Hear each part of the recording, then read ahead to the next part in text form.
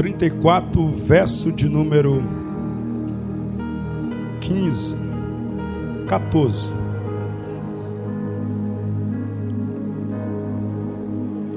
Quando estavam tirando o dinheiro que se tinha trazido à casa do Senhor, Hilquias, o sacerdote, achou o livro da lei do Senhor dada pela mão de Moisés.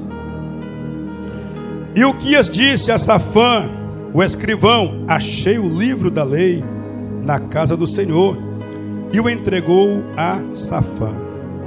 Safã levou o livro ao rei e informou-lhe: teus servos fazem tudo quanto se lhes encomendou.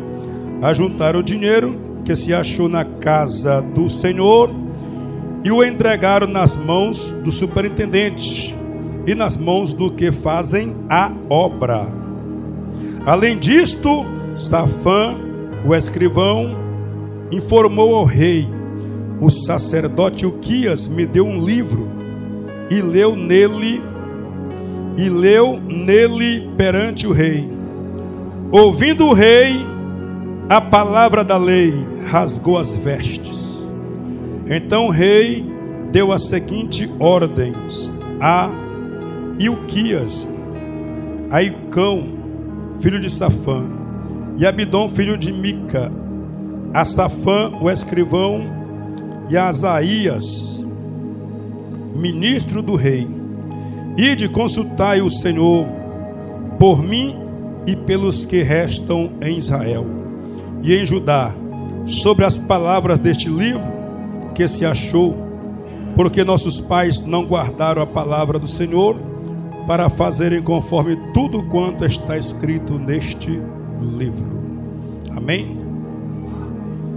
Mas estamos aqui falando de um jovem. Esse rei aqui começou a reinar, ele começou a reinar jovem. Diz o texto que ele começou a reinar com 8 anos de idade, criança. Seu pai era Amon, e seu pai não foi bem, não agradou ao Senhor. Seu pai fez tudo o que era mal perante os olhos do Senhor. Mas o avô dele era Manassés, que a gente pregou aqui na quarta-feira. Manassés começou até mal, mas terminou bem. Começou provocando a ira de Deus, mas ele teve que se render a Deus, que confessar Jesus, confessar a Deus, buscar o Senhor de todo o coração. Então é o avô desse jovem aqui. Esse jovem, então, ele vai começar aqui o seu reinado com 8 anos de idade. Logo depois de 8 anos, ele já está com quase 16 anos. Diz a palavra que ele começou a buscar a Deus, a fazer diferente. Então ele busca a Deus de todo o seu coração. E uma das coisas que ele vai fazer é reparar a casa do Senhor. Ele vai encontrar verbas, recursos, dinheiro para entregar para quem está na casa, cuidando, para as pessoas responsáveis.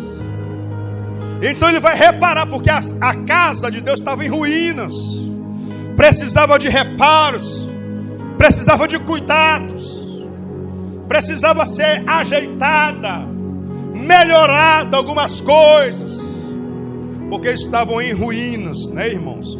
Então ele vai fazer esses reparos aí, envia as pessoas para poder fazer a obra. E diz aqui a palavra que, mediante toda essa situação, o sacerdote Hilquias, ele vai encontrar algo precioso, algo que ele valioso na casa de Deus. Vai encontrar o livro da lei escrito por Moisés.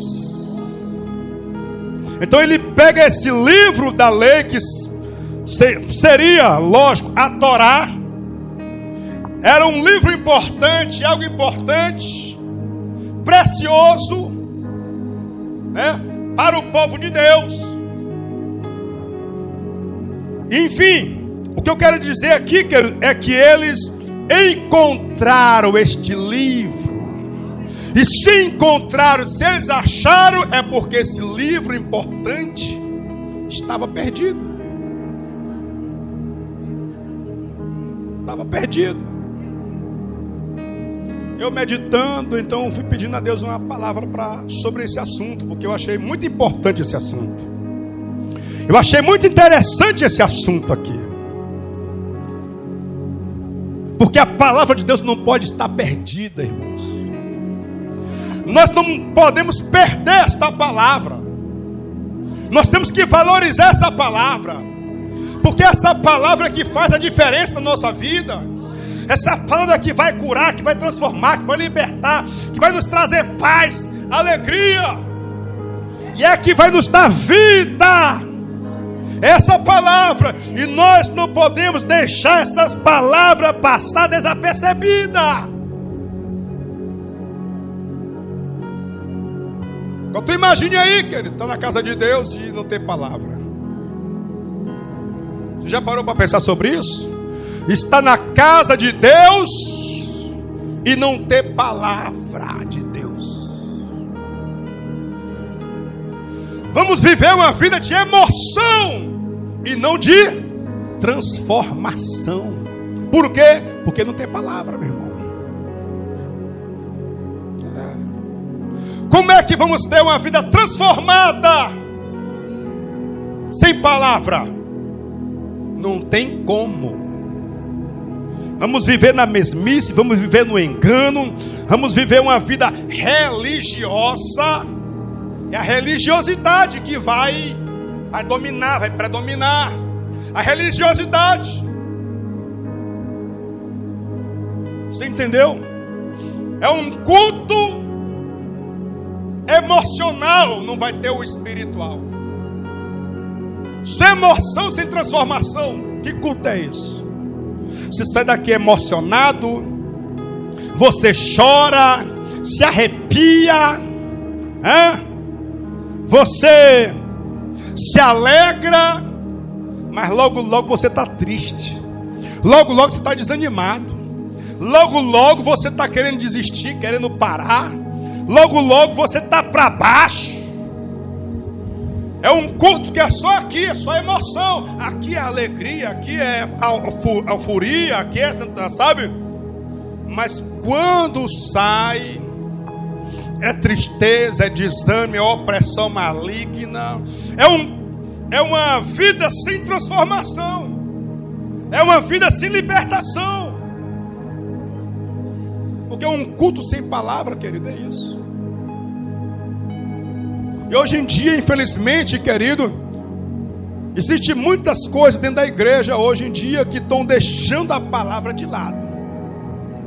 Não sei se você já percebeu isso em algumas igrejas aí. Estão deixando a palavra do Senhor de lado. Pouco tempo para a palavra. Tem um teatro, tem um grupo de louvor, porque se fulano não louvar, vai ter confusão.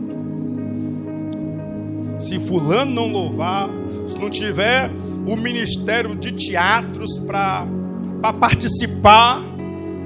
E às vezes, irmão, tem tantas e tantas coisas, quando você vai olhar, não tem palavra. Não há palavra.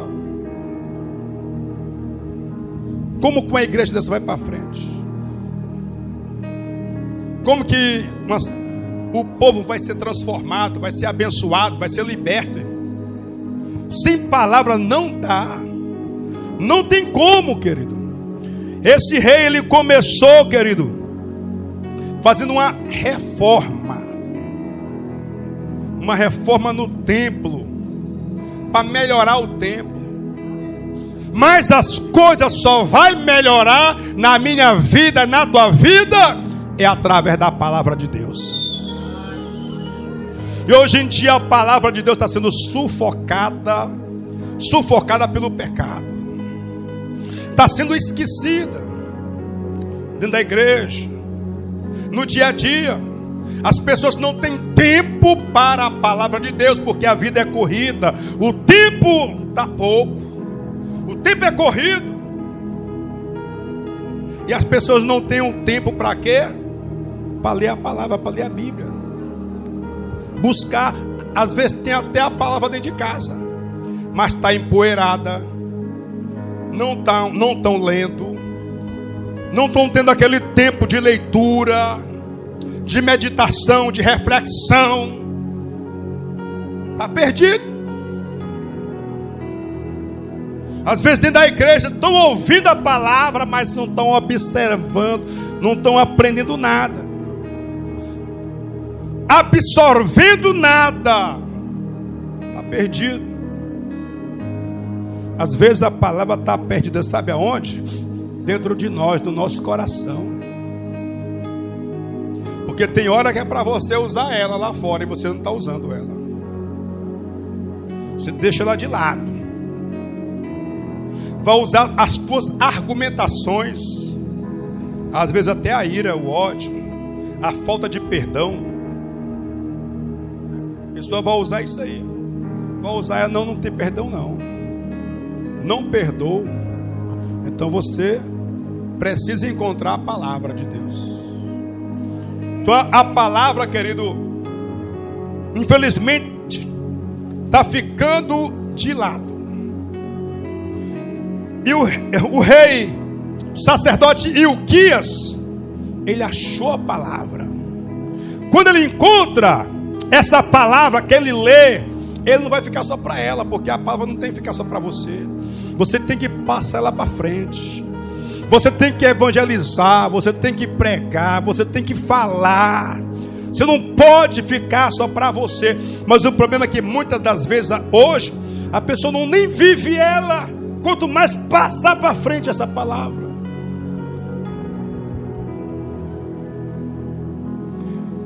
Quando o sacerdote Ilquias, ele achou o livro da lei, a palavra, ele não ficou para si, ele levou para o escrivão Safã.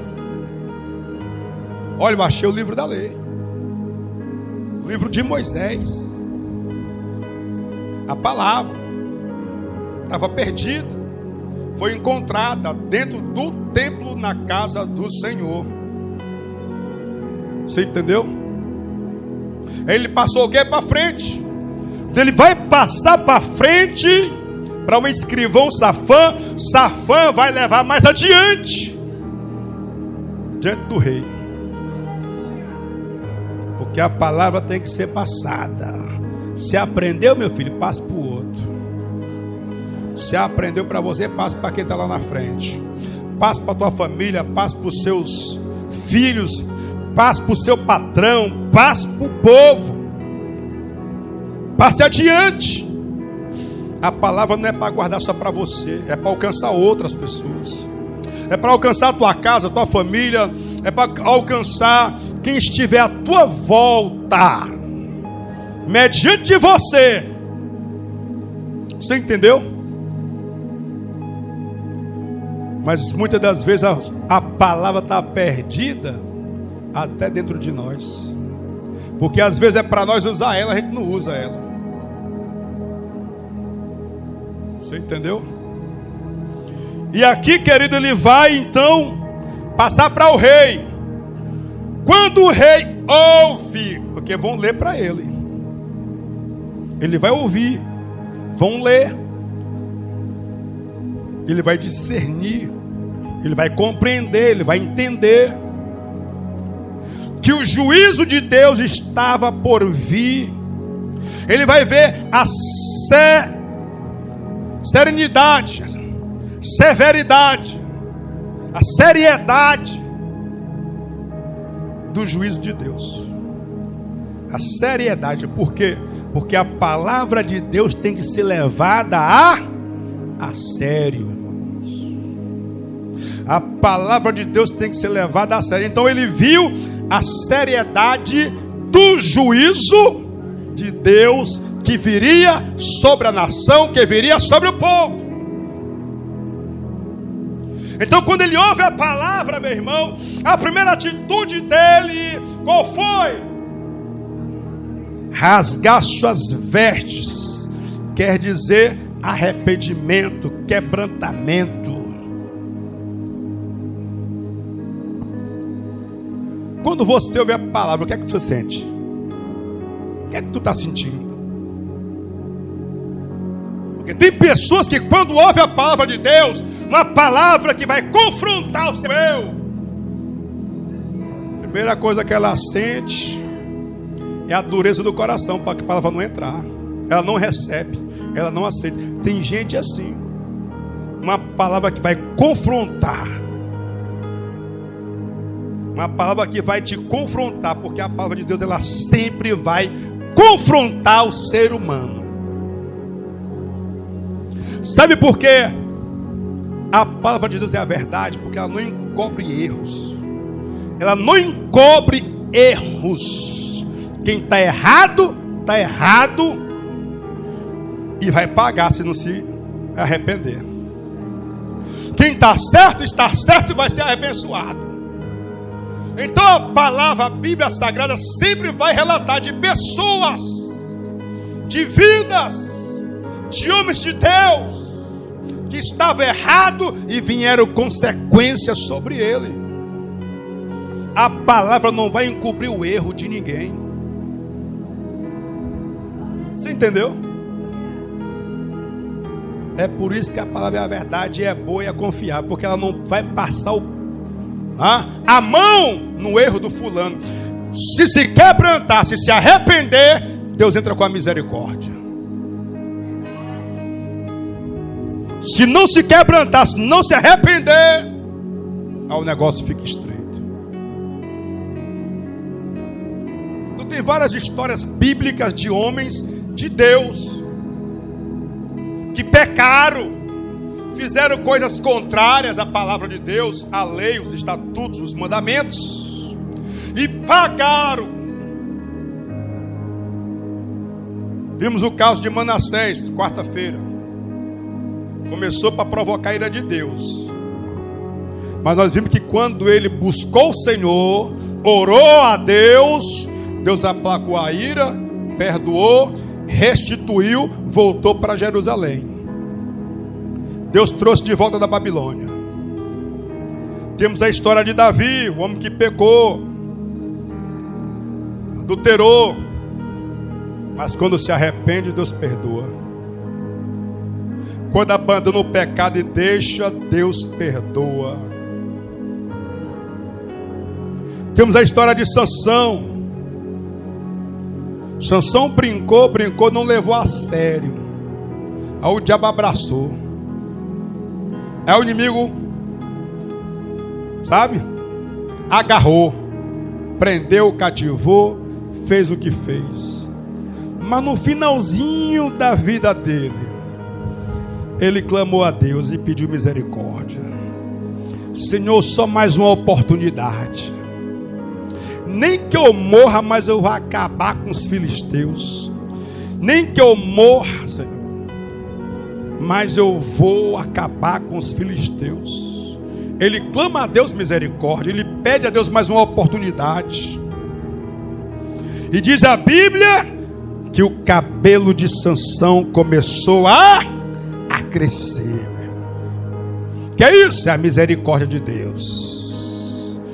Aleluia. E o cabelo de Sansão voltou a crescer, as forças voltaram. Aleluia.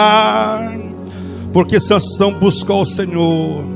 No finalzinho da morte dele, Deus teve misericórdia dele. Aleluia.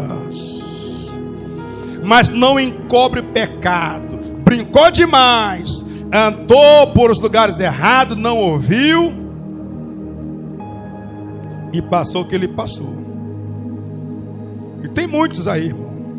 Rei Acabe, um rei que não agradara muito a Deus, mas esse não se arrependeu. Se você for ler o rei Acabe, ele, assim que começou o início do reinado dele, ele se entregou a Deus. Ele começou a buscar, porque na primeira guerra dele, ele quer entregar tudo, mas ele vai se humilhar, e Deus vai ter misericórdia dele. Pronto, se eu não me Se eu não me engane, foi na vinha de Nabote. Que ele quis a vinha, quis comprar, negociar, não teve negócio, não teve compra, mas a mulher articulou a morte de Nabote. Deus mandou o profeta ir lá, diga para ele. E Deus mandou o profeta profetizou e disse que ele ia pagar por aquilo ali. Só que o rei Acabe, naquele momento, ele vai se quebrantar, rasgar suas vestes, vai se humilhar. Olha só. E Deus vai ter misericórdia dele. Também foi a única vez. Depois de daí para lá, ele só fez o que ele queria e se arrebentou todinho. O livro dos Juízes vai dizer que quando o povo estava lá, né, não tinha rei, eram só os juízes. Deus sempre levantava um juiz para poder direcionar o povo. Então, quando o povo estava se corrompendo, Deus levantava um juiz para o povo se voltar para Deus. Você entendeu? Mas quando o povo estava desviado, vinha o inimigo e acabava, destruía, assolava, amonita, malequita, vinha o fariseu, vinha todo tipo de gente. Lembra de Gideão? 7 anos, querido. 7 anos. Foram 7 anos na mão do inimigo.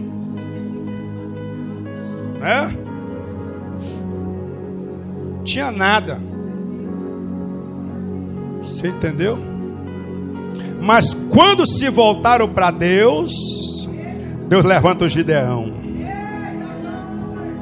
Mas Deus, a Bíblia, a palavra de Deus é uma palavra, irmão. Ela é digna de toda aceitação. Não passa a mão no pecado de ninguém. Ele revela, ele mostra. E às vezes você está pregando a palavra de Deus, Deus fala com a pessoa, é uma palavra que vai confrontar o nosso eu. Porque o maior inimigo do ser humano não é o diabo, não é Satanás. O maior inimigo do homem é ele mesmo. Porque o diabo não tem poder, querido, contra a tua vida, não. Ele vai tentar te instigar, te influenciar. Ele vai usar pessoas para te irritar, para te provocar, para ver se tu cai, para ver se tu xinga, para ver se você dá um tapão, um bufetão. Tá entendendo? Ele vai te instigar, mas ele não vai pegar o teu braço, tacar na cara do isso aqui. Foi isso? Não, foi o diabo que pegou meu braço e tacou na tua cara aí. Porque tudo acaba que é culpar o diabo. Tudo é o diabo, irmão. Quer dizer que você é santinho? Você é santinho? Você é santarrão? Não, foi o inimigo que me provocou e ferrou, meter a mão na sua cara. E o teu domínio próprio, você não tem não? De se controlar, porque é um dos frutos do Espírito Santo. Domínio próprio. Eu não vou xingar, eu não vou praguejar, eu não vou me irritar, eu não vou me zangar, eu vou segurar minha língua, eu não vou difamar do fulano, não vou falar mal de Beltrano. O domínio próprio serve para quê? Nosso maior inimigo é nós mesmos. Porque às vezes a gente diz, eu quero, eu faço, dou a quem doer, custe o que custar. Se for para puxar o tapete, eu puxo. Se for para fazer isso, eu faço. Mas eu quero, eu vou conseguir. Tem gente que é assim. Lá no mundo é assim, mas aqui não, meu irmão. Aqui não. Mas lá fora é desse jeito. E o inimigo sempre vai tentar usar alguém para te instigar, para você pecar, para você cair, sabe? Para você desistir, para você parar. Não vai usar. O nosso maior inimigo não é o diabo, é nós mesmos, irmão. Somos nós. Nossos desejos, nossos prazeres, nossas vontades.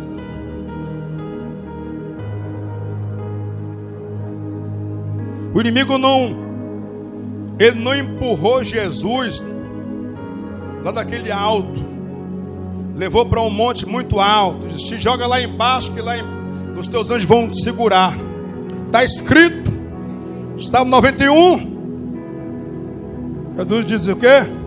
Não tentarás o Senhor vosso Deus. Não é isso? Ele não empurrou Jesus. Ele vai instigar, fazer com que a pessoa se jogue da ponte, do prédio, bote a corda no pescoço, tire a sua própria vida.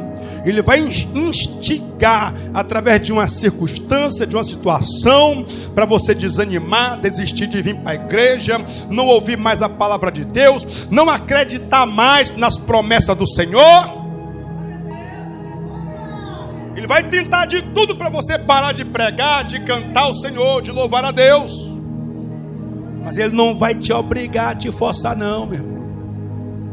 Ele vai instigar você para você brigar com o outro, brigar com o irmão, ficar com ódio do irmão, ficar com raiva do irmão. Ele vai instigar você, influenciar. Agora não se deixe levar não, irmão.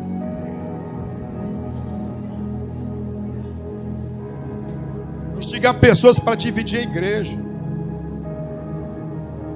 para fermentar. Eu não gosto de fulano, eu não gosto de Beltrano, eu não gosto de cicrano. Então às vezes o inimigo ele trabalha aí nessa situação aí. Agora cabe a você não deixar esses sentimentos adentrar no teu coração, esse sentimento te dominar. Vou deixar de ir para a igreja só por causa do fulano, que eu não gosto dele, não vou com a cara dele. Esse irmão, quando tá é ruim, viu? Você tá ruim para você, viu? Porque fulano vai para o céu, e aí? Se você chegar lá, vai sair do céu? Não, aqui eu não fico. Vai querer um lugar especial só para ti. Porque o inimigo trabalha assim. Ele faz com que você crie o ódio do outro, tenha raiva de fulano, saia da presença de Deus. Faz com que você venha se irar por pouca coisa. Eu estou com raiva do irmão ali, porque o irmão não me cumprimentou. Passei por ele, ele não falou comigo. Passei por ele ali, não me disse nada. Eu falei por ele, eu falei, irmão, o irmão não falou. Passei pelo pastor, o pastor não me deu a mão. O pastor não foi na minha casa. Irmão, o diabo trabalha de todas as maneiras que você pode imaginar. A palavra vem para nos confrontar. E às vezes tem certas palavras que o povo não quer ouvir. Não quer ouvir. Jesus deu uma palavra para uma multidão que só queria pão e peixe. Só queria encher a barriga. Ele deu uma palavra dura, forte, todo mundo foi embora. Só ficou 12. E Pedro ficou preocupado.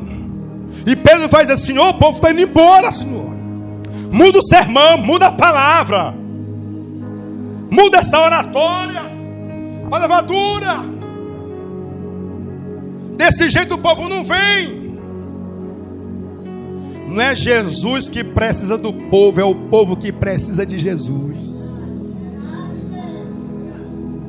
Ele vai olhar para Pedro e vai dizer, e tu, Pedrão, quer ir também? Hein? Vai, Pedrão, tu tá doido para ir? Vai, acompanha a multidão. Aproveita o momento, aproveita a hora. Tá doido para se desviar? Tá doido para desistir? O momento é esse, aproveita. Aí Pedro vai dizer, não, Senhor, para onde eu vou, Senhor? Não, só tu tens a palavra da vida eterna, e nós temos visto e temos crido que tu és o Filho de Deus. Tem gente que se você for dar uma palavra aqui, vai dizer assim, essa palavra foi para mim, o pastor está jogando uma indireta. Então o pastor não pode mais nem pregar. Ficou ruim para o pastor, ficou estreito. Uma indireta para mim. Eu não vou mais para a igreja. A gente sabe que às vezes tem uns que usa o microfone, usa o púlpito, usa o altar para isso. A gente sabe que a gente tem discernimento espiritual, né? Mas o púlpito não é para isso. Mas eu quero que você só entenda uma coisa, é que a palavra sempre vai te confrontar. Confrontar o meu eu, confrontar o meu pecado, confrontar a minha vida, como que eu estou andando diante de Deus. Porque às vezes a gente se acha santarrão, a gente se acha bonzão, a gente se acha que está tudo bem, e às vezes não está nada bem. Quando ele ouve essa palavra aqui, querido, ele foi tocado. Tem gente que fica irado, fica revoltado, sai até da igreja. Quando você ouve a palavra, o que é que você sente mesmo? Josias, quando ouviu essa palavra aqui, ele entendeu, ele compreendeu. Então trouxe o que a ele? Trouxe um quebrantamento, gerou arrependimento. Ele então, querido, vai fazer o quê? Ele vai clamar a Deus, ele vai chorar. Diz aqui que ele vai pedir uma direção. Olha, busca aí alguém para nos dar uma direção. Fala com alguém para nos direcionar. Deixa eu caçar o versículo. Versículo 21. Ide, consultai o Senhor por mim, pelos que restam em Israel e em Judá, sobre as palavras deste livro que se achou, porque grande é o furor do Senhor, que se derramou sobre nós, porque nossos pais não guardaram a palavra do Senhor, para fazerem conforme tudo quanto está escrito neste livro. Ele sabia o que viria pela frente, juízo de Deus.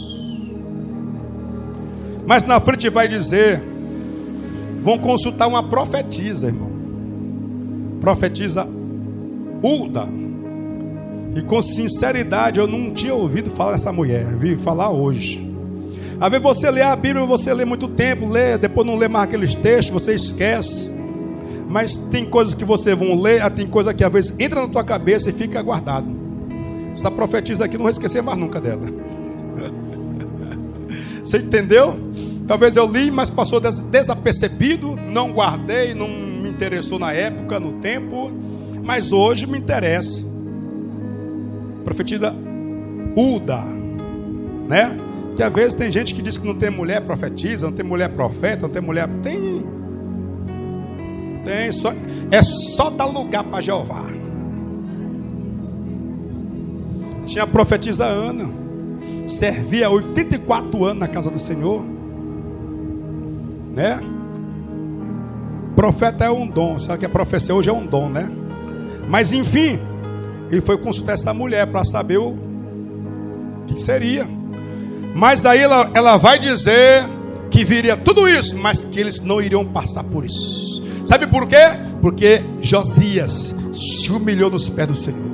Josias chorou diante de Deus. Ele clamou a Deus, ele buscou o Senhor, rasgou as suas vestes, meu irmão. E Deus então, querido, guardou ele, preservou ele e também preservou aquele povo. Você não vai passar por isso porque você se humilhou, porque você me buscou. Você entendeu?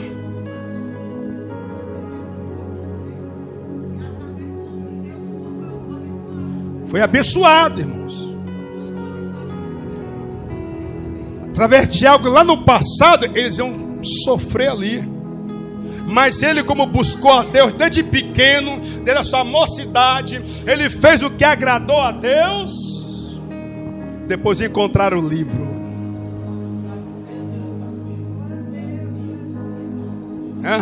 Aí encontraram o livro.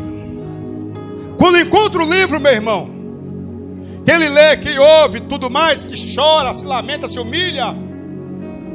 Porque eu quero dizer uma coisa para você nessa noite: não adianta chorar, não adianta se lamentar. Tem gente que se lamenta, chora, escuta, mas não muda. Adiantou o quê? Chorou, chorou, chorou. Ai, Senhor. Ai, Jesus. Se lamentou, mas não mudou. O que a gente tem que fazer aqui? Mudar. Tomar uma atitude, mudança. Depois que ele se humilha, que ele chora, sabe o que vai fazer? Vai quebrar, destruir os altos que ainda estava lá em Jerusalém, de Balim, de Baal, de Astarote, daqueles deuses de lá daquela terra. Ele vai fazer o quê? Ele vai destruir, vai arrancar. Porque não adianta você chorar e não mudar, e não arrancar o que tem que ser arrancado. Você entendeu? Porque às vezes tem gente que só muda por fora, porque tem uns altares, né, que ele arrancou por fora, arrancou dos altos de Jerusalém, de Judá, quebrou, tacou fogo, queimou, pegou o pó, jogou sobre os ossos daqueles profetas falsos, fingidos, jogou sobre lá. Escuta, depois que ele fez tudo isso, os altares de fora, porque às vezes nós temos que atentar para isso. Tem gente que só muda para fora e dentro, e o altar aqui dentro, a soberba, o orgulho, a altivez, a falta de perdão, você tem que remover, você tem que arrancar, tem que perdoar teu irmão, tem que perdoar quem te ofendeu.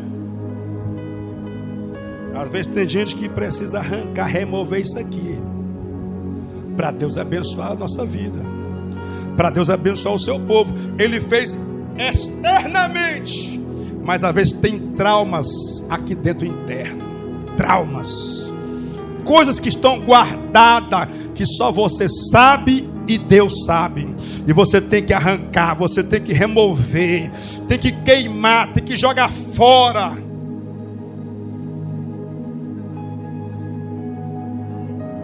Porque não adianta só, ele quebrou os altares lá fora, e o altar que está aqui dentro guardado, um orgulhozinho, uma soberbazinha que procede à ruína, à queda, uma altivez de espírito, porque Deus ele resiste ao soberbo, mas dá graça a quem é humilde. A soberba procede à queda, à ruína. Então tem que arrancar esses altares aqui dentro, interno, irmão. Não adianta ficar só bonitinho por fora, ser fariseu, não adianta. A obra de Deus tem que ser completa. Eu vi um vídeo hoje do Dedé Santana, disse que ele é crente, né? Eu estava ouvindo isso, eu não sabia não. Mas disse que ele não sobe no altar, se um dia fosse convidado para subir, sem terno e gravata, sem um paletó. Tem muitas igrejas aí que diz que não pode subir, e tem as suas normas, né? Que o obreiro tem que estar alinhado. Tudo bem, gosto, legal.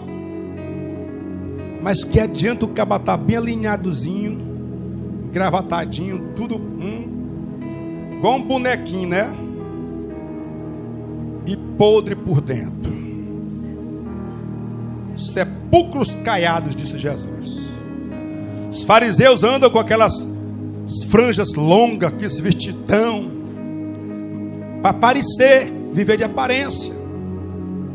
O bispo Ailton está aqui todo bonitão, né? Gravatadão, e todo sujo e imundo por dentro. Prostituição, adultério, mentira. Irmão, vai valer o quê? Aí eu pergunto, eu fiquei me questionando. A pessoa entra na igreja, está aqui o irmão, está aqui, pronto. Ele poderia estar aqui, pregar uma palavra, mas com o coração limpo, com o coração puro. Você entendeu? Com o coração quebrantado, voltado para Deus. É aqui dentro que Deus quer saber. Não é o teu terno, não é a tua gravata, não, meu filho. Pode estar com a gravata de ouro, com um terno de ouro, que tem uns que eu já vi aí, meu irmão, bota um terno de ouro que sai brilhando aí. Sapato nem se fala. Mas a sujeira debaixo do tapete, a sujeira por dentro, meu irmão. Orgulho, altivez, soberba, ignorante. Por dentro, adultério, prostituição, mentira. O temor que Deus quer é esse aqui. O temor de Deus é esse. A reverência, o respeito é esse. É de subir no altar, não de qualquer jeito. É de louvar, é de cantar, não de qualquer forma, de qualquer maneira. Aqui onde está o temor do Senhor. Aqui onde Deus quer ver. Que não adianta eu estar aqui todo bonitão para aparecer para a igreja, para mostrar, até para mostrar uma santidade além do... Deus, Ele sabe a tua santidade, irmão. O tanto que tu busca, o tanto que você pratica a palavra. O tanto que você pratica a palavra, Deus sabe. Porque palavra sem obediência é merquinada, né? Palavra sem obediência é nada, né, irmãos? Fé sem obras é morta. Então Deus, Ele é que sabe que todas as coisas. Então, às vezes um culto sem palavra, muita emoção, nada de transformação. Por isso que todo culto tem que ter palavra. E a palavra vai confrontar eu, que estou pregando, e você também que está ouvindo. Ela começa a confrontar comigo. E confrontar também a igreja que está aqui. Então, quando você ouvir essa palavra, não deixe ela passar desapercebida. Não deixe ela se perder dentro de você. Porque ela está sendo pregada. E às vezes a palavra está perdida aí. Chega a hora para usar ela, use ela. Pratique ela. Porque a palavra de Deus é para ser aplicada todo dia nas nossas vidas. Você entendeu? Por que você lê a Bíblia? Por que você lê a Bíblia? Estuda a Bíblia. Por quê? Porque eu quero ser um pregador de fogo. Porque eu quero ser aquele pregador fervoroso, ousado, igual o fulano de tal, meu Deus do céu, que prega, que impressiona, para impressionar a multidão, para as pessoas aplaudir. Rapaz, que palavra, rapaz, esse irmão Roberto prega, meu Deus do céu, o homem prega demais, prega muito, conhece Bíblia. Essa irmã Camila, meu Deus, não tem igual. Essa mulher, quando ela pega no microfone para pregar, ela estuda a Bíblia, lê Bíblia, ela conhece Bíblia, sabe de tudo, teologia, tudo. Você está estudando a Bíblia para quê? Para ser um grande pregador? Eu vou estudar a Bíblia para quê? Para me pregar para vocês? Eu tenho que estudar a Bíblia para me viver ela. Você tem que estudar a Bíblia, a palavra é para você viver ela, aplicar ela na tua vida, dia após dia, meu irmão. Se você não estiver aplicando na tua vida, infelizmente você não está fazendo nada. Você está perdendo o teu tempo. Se eu não procurar me esforçar para viver o que eu estou estudando aqui, lendo aqui, passando para vocês também, eu não estou fazendo é nada. Estou perdendo é meu tempo. A palavra de Deus é para isso aqui. É para a gente ler, estudar e procurar viver. Ela é o manual do crente. É a forma de viver do cristão. O cristão tem que viver conforme a palavra de Deus. Se ele não viver conforme a palavra, a doutrina de Cristo, ele ainda não é um cristão. O cristão tem que ser parecido com Cristo. Os discípulos foram chamados pela primeira vez de cristãos em Antioquia. Por quê? Porque viram que as suas obras eram idênticas, as suas atitudes eram parecidas com a de Cristo. Se a minha atitude, a tua atitude não for igual à de Jesus, a gente tem que melhorar muito. A gente tem que melhorar muito. A gente tem que se quebrantar aqui, ó. Igual o Josias, se quebrantar, se arrepender, se humilhar e se esforçar para remover, viu?